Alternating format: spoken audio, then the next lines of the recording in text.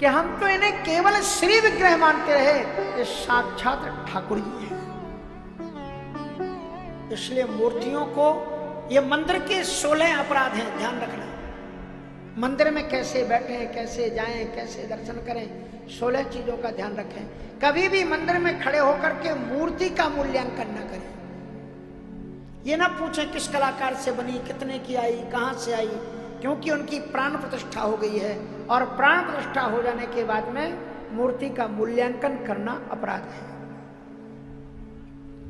साधुओं को सामान्य मनुष्य ना समझे। हमारे संतों की यहां परंपरा है, साधु को भगवान राम जी कहते हैं कि राम ते अधिक राम कर दासा।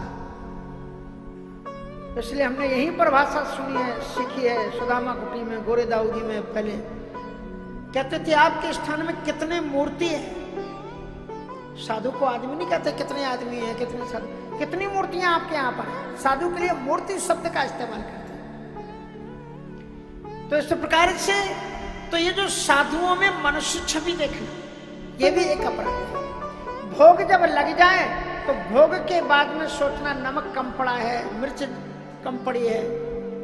गोस्वामी तुलसीदास जी महाराज जब चित्रकूट गए, उनकी पत्नी रत्नावली जी को पता लगा कि पूज्यपाद गोस्वामी जी आए हैं, तो उन्हें मालूम था कि गोस्वामी जी को चने का साग बहुत पसंद था।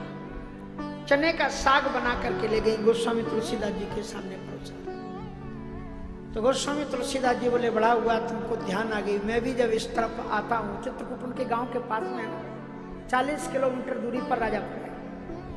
कहा भला हुआ रत्ना, जब मैं इधर आया तो मैं तुम्हारे हाथ का चने का साग याद ही कर रहा था।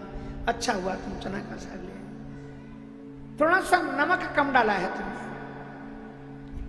तो बोले अब तो जो बना था ठाकुर जी को भोग लगा के मैं ले आई, अब क्या करें। गोस्वामी जी महाराज उठे तो झोली में उनके नमक की और मिर्च की डिब्बी थी। उठे और उन्होंने नमक और मिर्ची की डिब्बी निकाली। तो रत्नावली खूब हंसी। गोस्वामी जी ने पूछा हंस क्यों रही हो? कहा कुछ नहीं, गलती हो गई। बोले नहीं बताओ हंस क्यों रही हो? कहा जब तुम्हें नमक और मिर्च की डिब्बियां ही रख करके चलना था तो साधु काहे को बने। इसलिए ठाकुर जी को जो भोग लग गया तो ध्यान रखना, ये चौथा महाअपराध है ठाकुर जी के भोग में स्वाद बुद्धि देखना। भक्तमाल में कभी वाल्मीकि जी की कथा को सुनना, वो सारे पदार्थों को मिला करके भोग लगा लिए।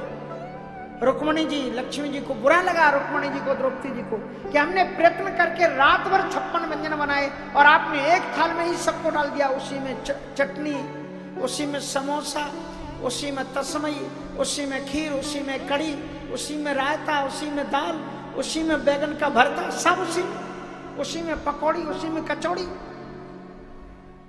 ठाकुर जी ने कहा था कि अगर आपका यज्ञ सिद्ध हो जाएगा तो शंख बजेगा। शंख थोड़ा बजा रह गया तो ठाकुर जी ने पूछा तू बज क्यों नहीं रहा है? शंख ने कहा हमारी कोई गलती नहीं है, ये रुक्मणी जी से पूछो, द्रौपदी जी से पूछो। तो द्रौपदी से पूछा कि ऐसी क्या बात है कि शंख आपका नाम ले रहा है? तो द्रौपदी जी ने ये कहा कि हमने रात भर जाग करके, आपने कहा था सबसे बड़े महान भक्त आ रहे हैं, हमें क्या मालूम था इनको आप शपथ वाल्मीकि, शपथ मानी संस्कृत में शपथ भंगी, वो भंगी थी। और भक्त किसी भी जाति में हो सकता है। जानबूझ करके ठाकुर जी उस जाति की गरिमा को बढ़ाने के लिए अपने भक्तों को उनमें पैदा कर देते हैं ताकि उनको कभी अभिमान न हो। श्री रविदास जी महाराज के नाम पर पूरे पंजाब में जाओ, अभी जब मैं गया कथा करने के लिए तो हर एक नुक्कड़, हर एक चौराहे पर श्री रविदास जी की फोटो राम और कृष्ण जी की तरह टंगी हुई थी। इसलिए श्री रविदास जी महाराज ने तो शपथ वाल्मीकि जी से पूछा कि अब वो तो भंगी थे जाति से, ठाकुर जी के बड़े भक्त थे। तो द्रौपदी ने रुक्मणी जी को देखा और धीरे से कह दिया कि बंदर क्या जाने अदरक का स्वाद है। 56 व्यंजन एक साथ मिला ली। आखिर ये भंगी है ना, इनको आदत है कि पट्टल का बतौल करके एक साथ मिला करके खाती हैं, वही आदत है। भगवान कृष्ण ने कहा कि ऐसा नहीं कहना चाहिए, इनसे पूछ लो। तो जब द्रौपदी जी ने शपथ वाल्मीकि जी से पूछा कि आपने इतने परिश्रम से रात भर बनाए गए व्यंजन एक साथ क्यों मिला दिया आपने, डॉक्टरों ने आंखों में सजल नेत्र से कहा कि हम ठाकुर जी का प्रसाद पा रहे हैं, अब खट्टा मीठा और तीते का कोई स्वाद इसमें नहीं है, एक स्वाद है केवल ठाकुर जी का प्रसाद।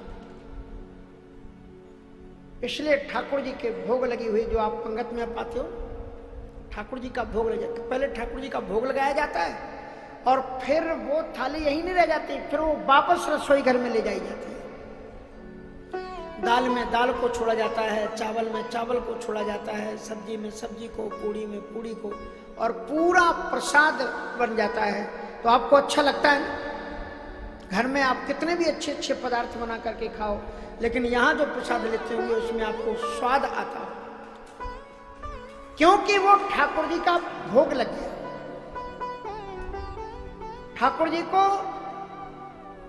एक प्रदर्शनी की तरह सजा करके नहीं रखना चाहिए कि प्रदर्शनी को सजा दिए, फूल भी लगा दिए। ये भी ठाकुर जी की पूजा भाव की पूजा होती है।